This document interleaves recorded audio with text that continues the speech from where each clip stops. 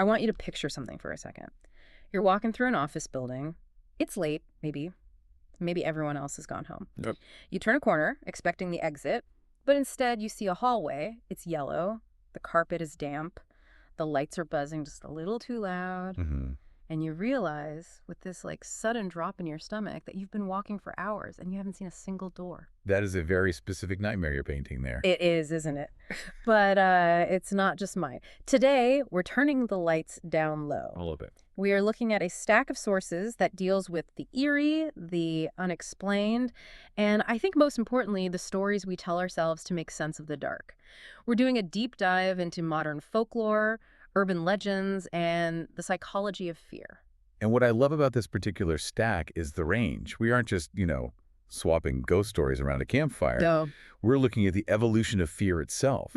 We have sources covering everything from viral internet lore like the Backrooms to the massive collaborative fiction of the SCP Foundation. And we're going all the way back to traditional cultural legends from Thailand and Vietnam. Exactly. The mission today is to figure out why we scare ourselves on purpose. Whether you're a learner who just wants to understand what your kids are talking about or you're interested in sociology, there's a fascinating pattern here. Right. We're going to decode why fear has shifted from don't go into the woods to don't go into that empty office building. Okay, let's start with that yellow hallway I mentioned. The Backrooms. This has been obsessing me lately. I get it. If you've been on the internet at all in the last 5 years, you've seen this image.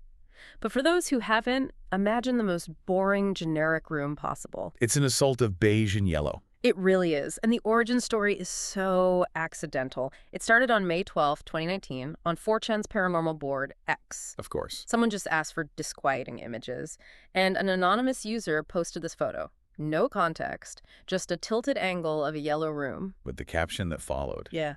That's what turned a bad photo into a phenomenon. I have the original text right here. It says, if you're not careful and you no-clip out of reality in the wrong areas, you'll end up in the backrooms, where it's nothing but the stink of old moist carpet, the madness of mono yellow, the endless background noise of fluorescent lights at maximum humbuzz. Maximum humbuzz. It's so good. And approximately 600 million square miles of randomly segmented empty rooms to be trapped in. Wow.